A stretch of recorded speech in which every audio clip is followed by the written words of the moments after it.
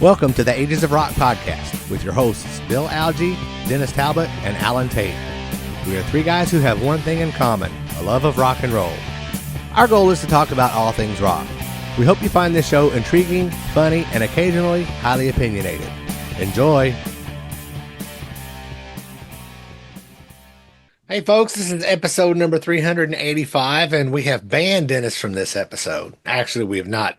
He is working on his unit or something. I don't know. He texted us, but we got a text earlier that something about his unit needed some immediate attention, and he was not able to make this, Taylor. So really sorry about that. But we asked him not to record him working on a unit.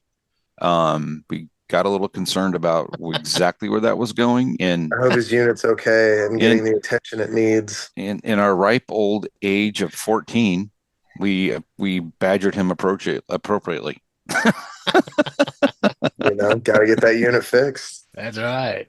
So anyway, we've got Taylor Roberts from the band Riding with Killers, and he's going to tell us a bunch of stuff.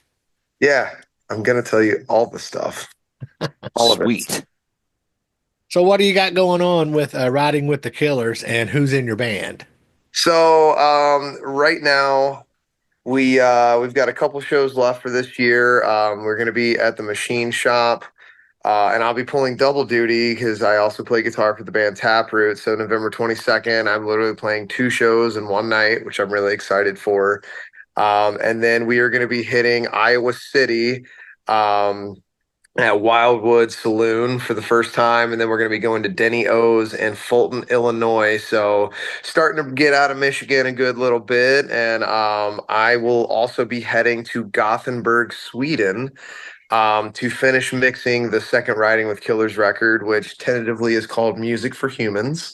And I'm actually in New Orleans right now on vacation, seeing some friends and family. My producer, Jacob, is flying over from Sweden as we speak right now. And we're going to spend the whole week together, hanging out, getting a plan together. And he's one of my favorite people in the world. And the music that we have made together, it's phenomenal. It's some of the coolest work that I've ever done in my musical career. It's different from everything I've ever done.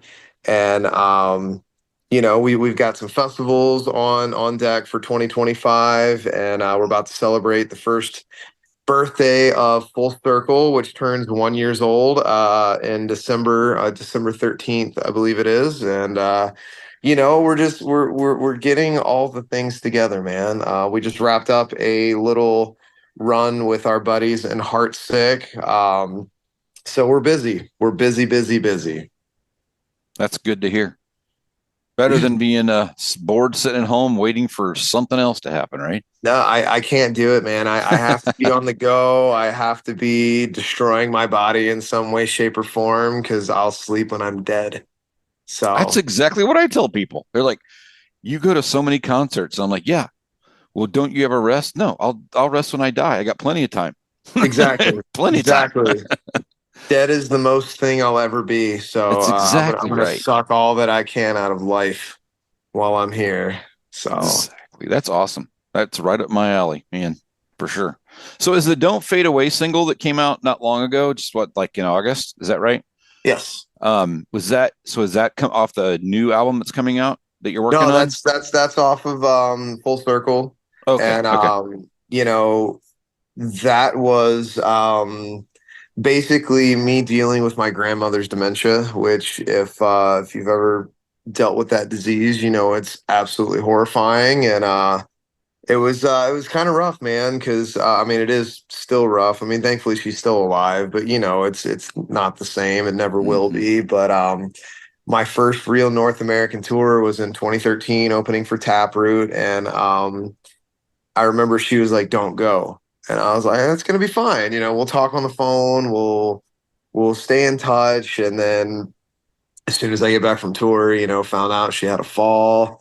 She went in the hospital. I guess there was a little bit of an aneurysm, and then bam, just totally different, And my producer, Matt LaPlante, who did Full Circle with me, when we started recording that record, he was like, dude, you and I had a conversation 5 years ago, and I've been waiting to write this song with you. And now that you're in the driver's seat and you're the one singing, writing these lyrics, he brought up the same conversation, about my grandmother's dementia and me wanting to really write about it. And some things that I had said, and "Don't Fade Away" was one of the words that I said. So, it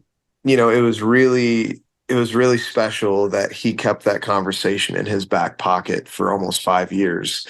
And when we wrote that song, it spilled out onto the page like that. Like it was very seamless how that song all came together, But I'm really happy to have that one out on the forefront right now and on the airwaves. And it's a hard song to perform live, just because you put yourself back into that position and in that mindset and mind frame. And my grandmother is my favorite woman in the world, man.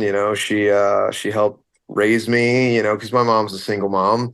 At the time, she's married to my stepdad now, but she busted her ass really, really fucking hard, especially once, she realized I was really into guitar, really into this music thing. She would make sure that like my first Gibson, great example, when I was 14, $800 for a single mom. Like, come on, that's crazy. That's crazy, but she made it happen. So, I was with Mimi and G Daddy, like most days after school, on the weekends if I wasn't at a friend's house. And she's one of my best friends, my grandma. And to see her just not be that person hardly anymore and be a shell of her former self, like it's gut wrenching, And so "Don't Fade Away" was my way of dealing with that, and making it,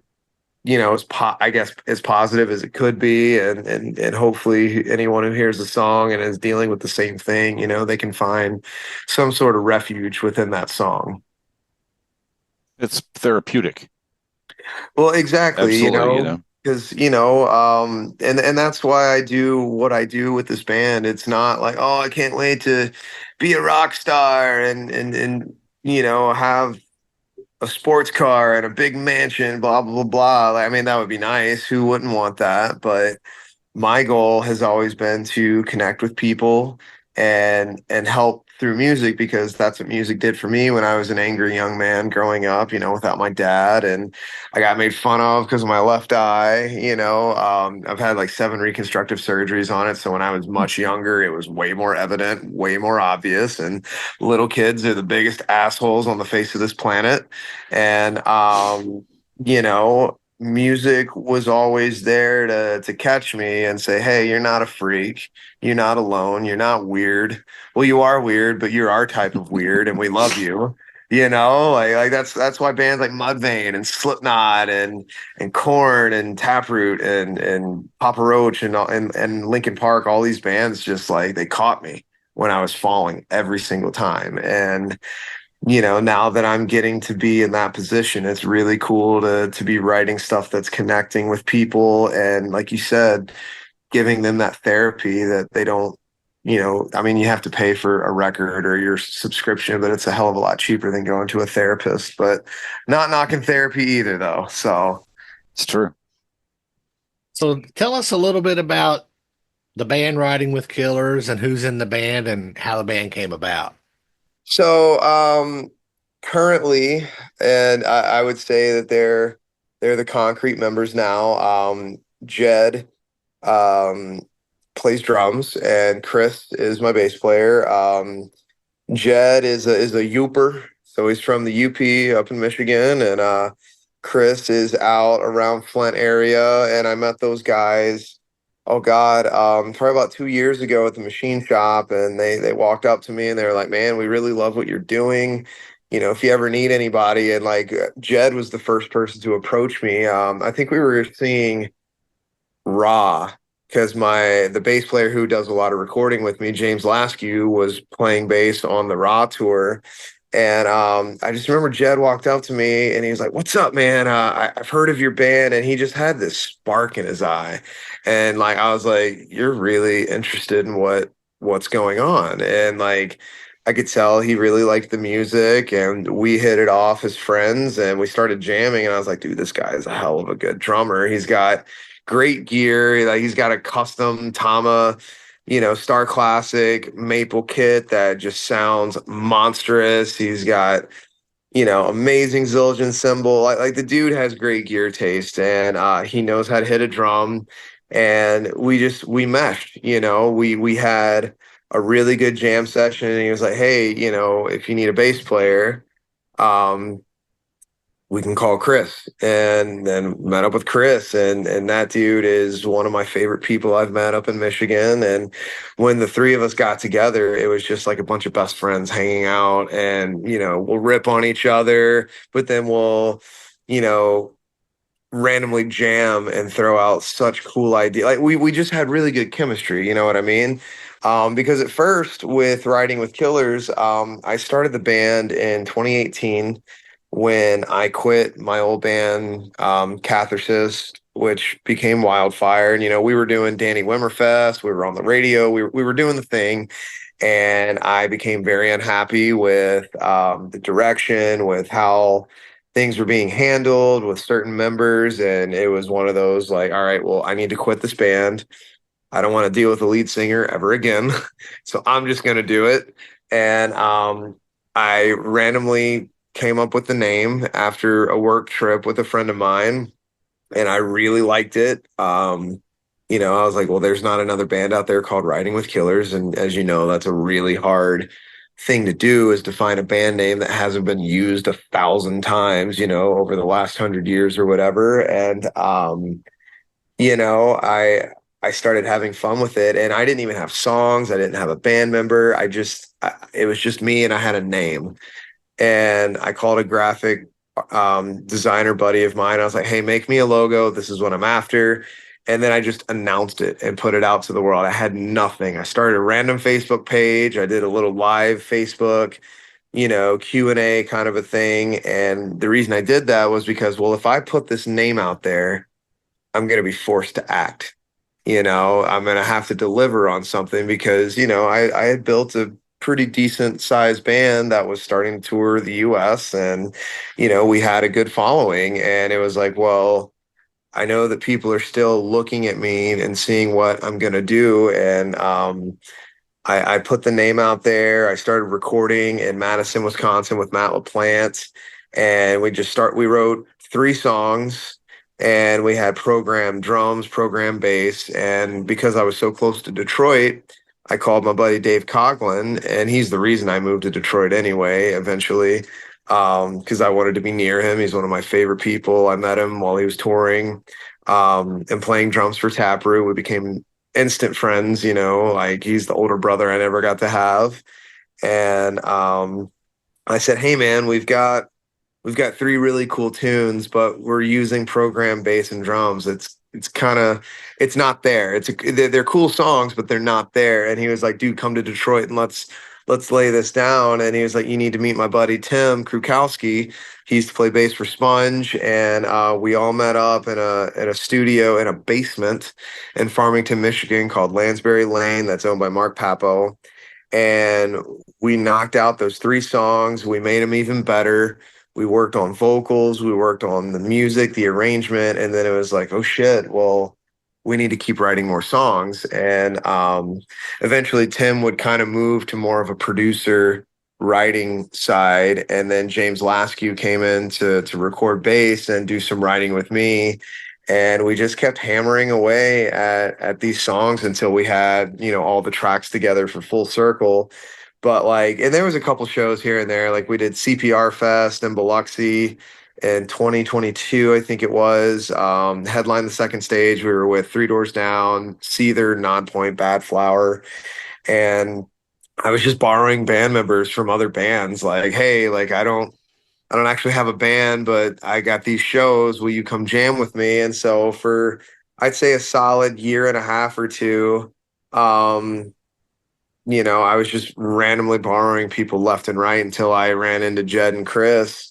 And, really within the last year, I would say we've started to actually really break out, play more shows, get the name out there, get more well known, and we started pumping out music videos.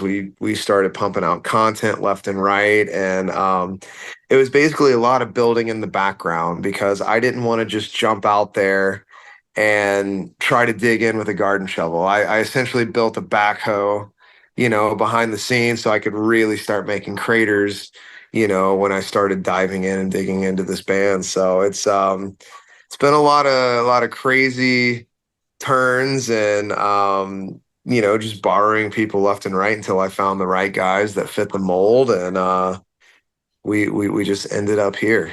So what kind of influences, what were your bands that you listened to when you were younger that really got into music and stuff like that? I mean, I'm a new metal kid through and Okay. through, Linkin Park, Korn, Slipknot, Mudvayne, Taproot, Papa Roach. I mean, I started playing guitar when I heard Papa Roach's Between Angels and Insects. I was 10 years old, and I heard that riff, and it was like a direct bullseye to my eardrum. And I was like, what is that? How do I make that sound? And I was playing alto saxophone at the time, and I was like, Mom, I'm so sick of this saxophone. I want to play guitar. And I bugged the shit out of her because I was getting good at alto sax, man. I was sight reading. I was taking leads in band. Like I was doing well with it. And then when I discovered guitar and figured out that you could make these distorted, heavy, cool sounds, I was like, this is what I have to do. This is where I have to land. And outside of like the new metal aspect, Elton John was another really, really big inspiration for me. My mom had the record Captain Fantastic and the Brown Dirt Cowboy, which it doesn't really have any hits, any radio hits for Elton John, but I think that is one of his best records. My mom wore that album out, and my favorite song off of that CD is Meal Ticket. And Davy Johnstone, who's another one of my favorite guitar players of all time, like if you go back and listen to that song, like dude, those riffs are so just metal. Like those guitar riffs are so cool.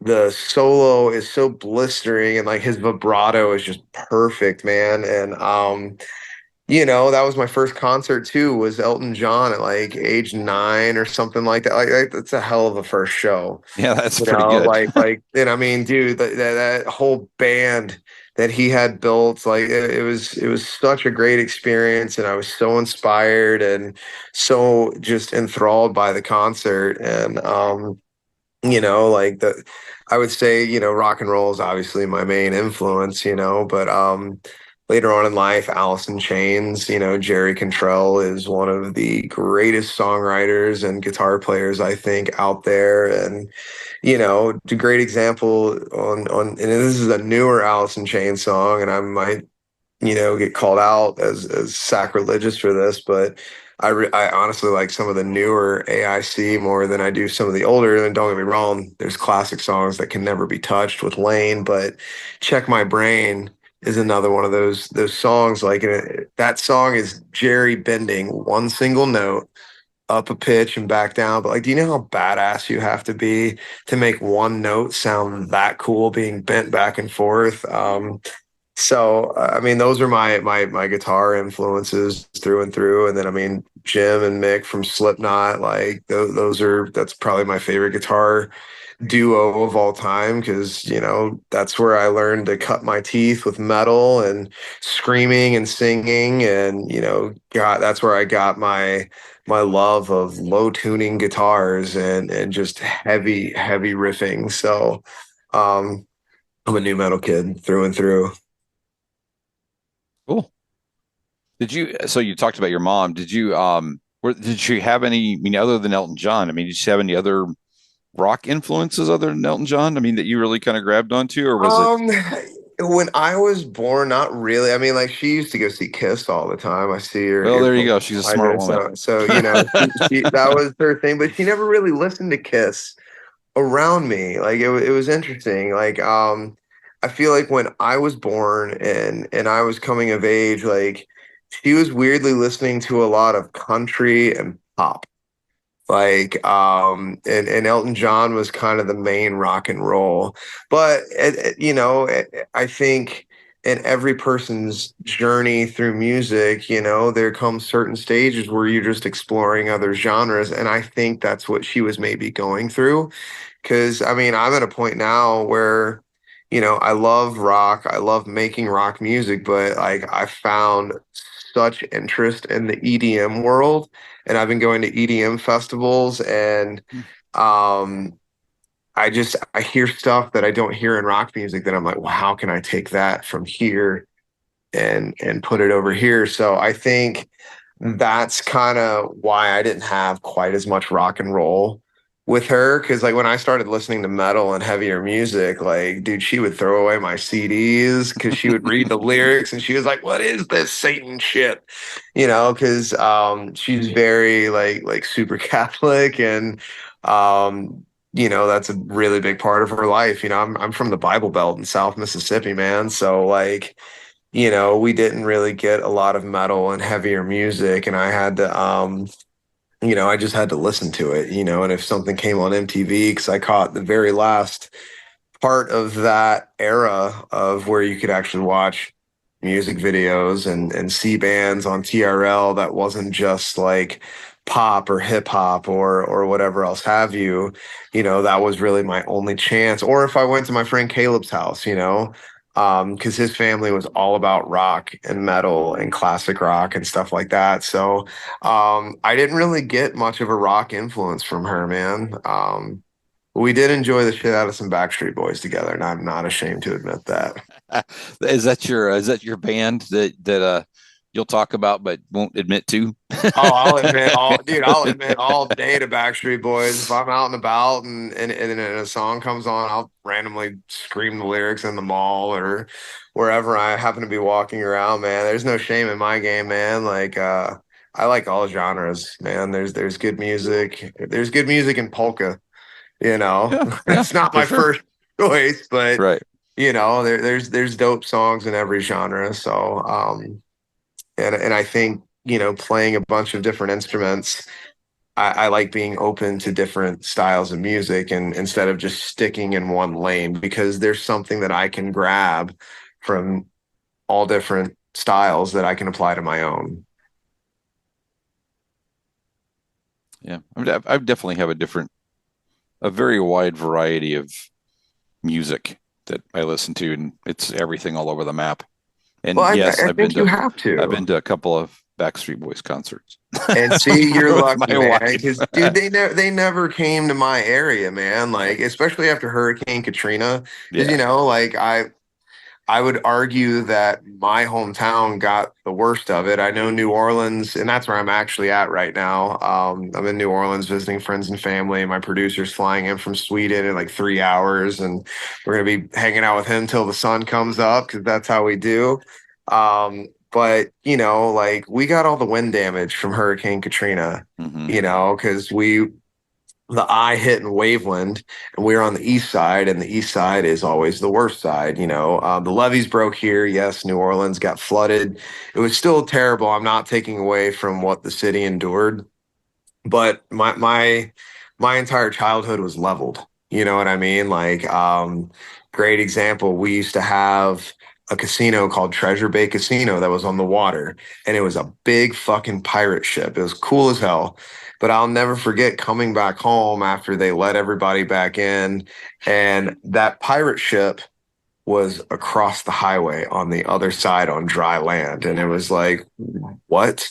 So, we had some legacy acts that were coming through, but then after Katrina, like it just destroyed our economy. So like nobody was Hmm. really coming back through. Like we don't really have, we weren't having major concerts. And now that I've been living in Detroit, for the past 5 years, like I realized how much truly skipped over the South. Like it blows my mind the number of artists and the wide variety of artists that come through a major city. And this has been my first time really experiencing the ability to see, shows like that. So the fact that you got to go to a bunch of stuff like that is super cool, and you should not take that for granted, because I didn't get that. Yeah, wow. I can't imagine that. I've been pretty lucky. Well, and now that I'm where I'm at, like my wife, she works at the Fillmore downtown Detroit, so we're all about music in my household, and the variety of shows she gets to see, and the shows that we go to together. Like she tours with me, with both bands. She does merch. Like we're a really good working team together. But we go to as many shows as we possibly can, and we're like, I can't believe we're seeing this band, because they would have never come to our hometown area, or they usually always skip over our spot. So it's been really cool to be finally immersed in a city that brings through artists like that on a regular basis. So I know we've had some scheduling conflicts trying to get you on the show. So tell us, in the time since we first got in contact with you guys, what have you had going on?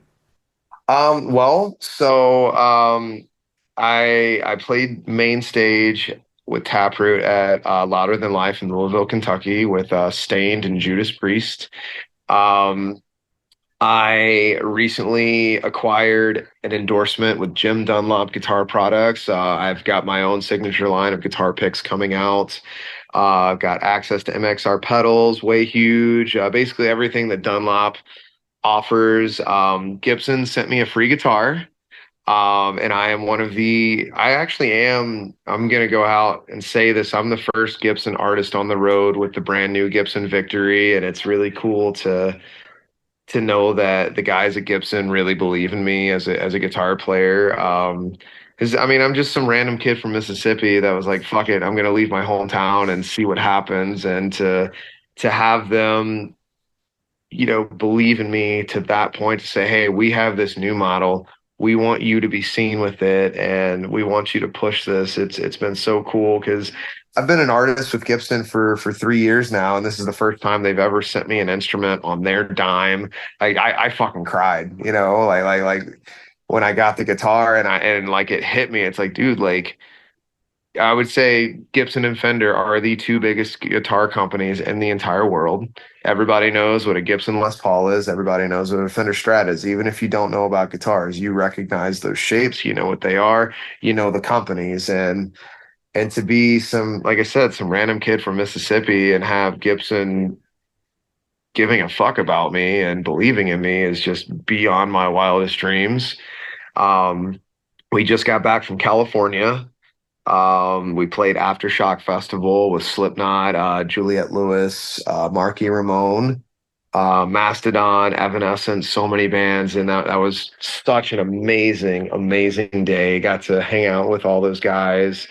And it was just a really good time. And then I do have one not so fun story, but I think I should probably tell it anyway.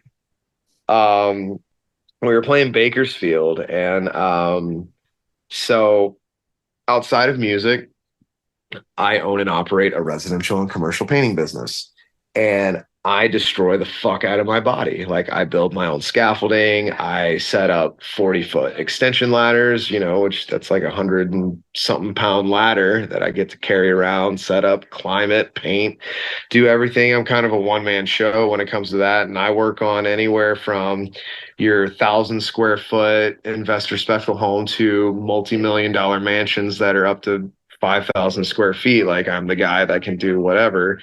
And I utilize massage therapy, because like I destroy my body. So you need to have those muscles worked out, and I use it as a therapeutic thing. I go in for a service. So I decided to go to a massage therapist next to the venue in Bakersfield. And I was not where I thought that I was. I ended up in what I assume was a rub and tug place, and I essentially got molested. Oh God, bro! This was the most uncomfortable I have ever been in my fucking existence. And I get down in my boxers as you normally do, and she's like, "You take off," and I was like, "What?" She was like, you take off. And I was like, no. And she was like, no, you. And so she starts taking my boxers off. And I was like, what the fuck is happening? And yeah, man, it was not comfortable. And at one point I was face down, butt naked on this lady's massage chair, and she did everything but stick her finger up my ass.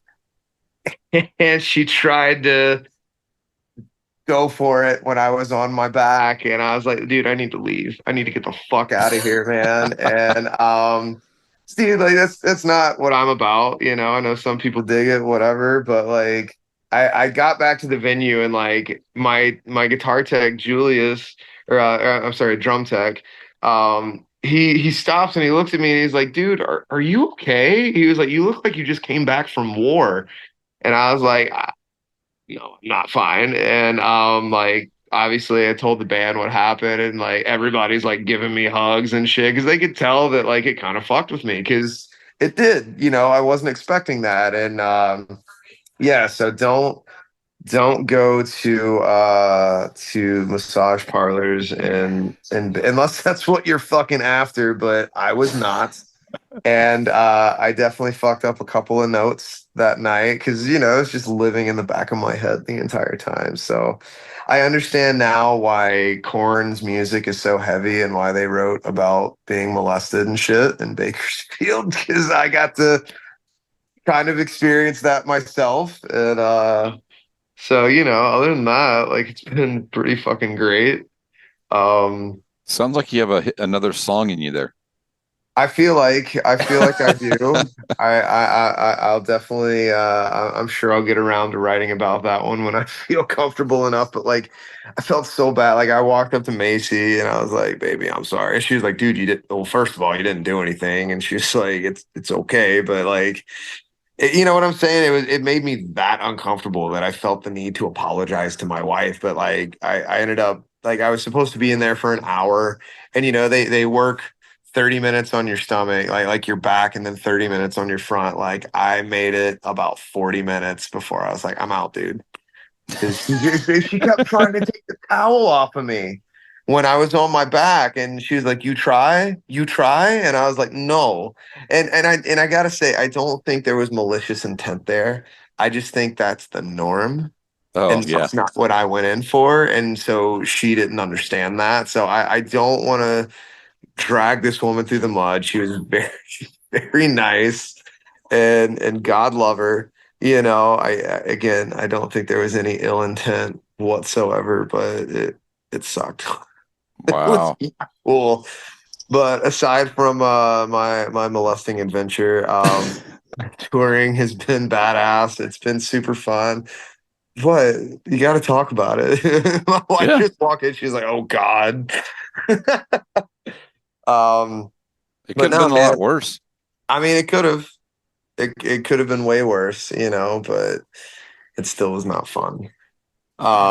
But other than that, man, we've just been beating pavement. I've been getting ready to get back over to Sweden, and just been enjoying the ride, you know, and enjoying life, and being really grateful for where I am, man. Because again, I'm some random kid from Mississippi, and now I'm getting to tour the United States heavily. I'm getting to travel across the world and be an outsider in another country to make art, you know, and I'm getting to work with these people that are believing in me. Because like, you know, like the cool thing about Jacob is, man, he's produced In Flames, Anthrax, Machine Head, Dark Tranquility, like all of these massively amazing, you know, legendary groups. And then he's working with modern artists that are on their way up, and it all sounds great. And then he, you know, he believes in what I'm doing with my art. So it's a really cool position to get in when you come from the Bible Belt in South Mississippi.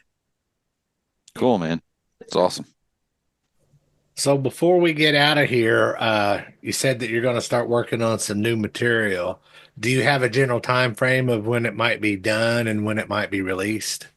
So like I've actually already recorded 9 new songs, and then there's a 10th cover that I feel like we'll probably put it on the record. I'm not sure what we'll end up doing, but I'm heading to Sweden, middle of December. I'm going to spend Christmas over there, ring in the new year there. We're going to mix the record, which is cool for me because I've never been given that opportunity before to be in the control room while the record's being mixed. It's always been, okay, well, here's what I did. Here's where I'm at. What do you think? What are your notes? That's always been how it's been done with me. And so I'm really, really excited to go spend 3 weeks mixing a record because I've never gotten that opportunity before. And that's the other cool thing about this record too, man, is like, all my previous recording sessions have been, hey, I've got 4 days available here. I've got maybe 5 days available here. And it's always been rushed. With this, we did a week and a half of pre-production in Detroit. We did a month of recording down in New Orleans for the guitars, bass, and drums. We did a month of vocal, melody, and lyric writing in Sweden. And then we took 2 weeks to do actual vocal tracking. And now we're about to spend 3 weeks on mixing the record. So this is the most time I've ever gotten to actually spend creating. So we'll have everything. I would assume we'd have a product ready by around the first of the year, and then we're going to start figuring out the best way to release it. And we've got a couple people that are interested in looking at doing a release with. So there's some talks that need to be had once we finish it. But I would really hope summer of next year or something like that. I would really love to figure out getting this new material out sooner rather than later. And then, I mean, the guys that are in the band now, we haven't written anything together. Devin Clark from Cane Hill did the drums on the second record, and James Laskew came back to do the bass. So the guys that are in the band now, they want to write a record with me, and we're already starting to put together ideas. Like I've got about probably 4 or 5 song ideas already kind of down the pipeline that just need a little bit of love and attention. So I'm always creating. I'm always looking to add to what we're doing. And that's kind of the plan is new record, hopefully mid summer, maybe fall of next year. And then I want to be in studio next year writing with Jed and Chris and probably James. James will end up coming back, I'm sure, to do bass, and Chris will, work with me on guitar, and we might eventually turn this band into a 4-piece because right now we're just a 3-piece. But James should be moving back to Michigan, and we've had some conversations, and if it makes sense and it works, I'd love to have him jump on bass, move Chris to guitar, and that'll give me the ability to be a front man on certain songs. Like I love playing guitar. It's what I've done for 25 years now, but it'd be kind of cool to just run around with a microphone too, and not just be linked to a mic stand. So there's a lot of really cool plans in the pipeline for the rest of this year and for next year in terms of creating, and content. Like there's at least 2 to 3 more music videos I want to create for Full Circle. And then, of course, once we get the new record out, like we're going to, record videos for at least 3 or 4 songs off of that. And yeah, man, there's always something happening. Always. Well, tell our listeners where they can find you online. You can find us on Facebook, on Instagram. I'm probably going to unfortunately have to make a TikTok because, you can't just make cool music anymore. We have to be content creators and act like we're funny. And then Apple Music, Spotify. We are literally on every single online digital outlet. We're the only band called Riding with Killers. So literally, if you Google our name, we will pop up. If you can't find us, it's literally your fault because we're not that hard to find. And ridingwithkillers.com. That's another place to check us out. Perfect. Well, sweet. Taylor, thank you for your time. Everyone visit 80sofrock.com. Check out our past episodes and social media links. And until next time, peace out.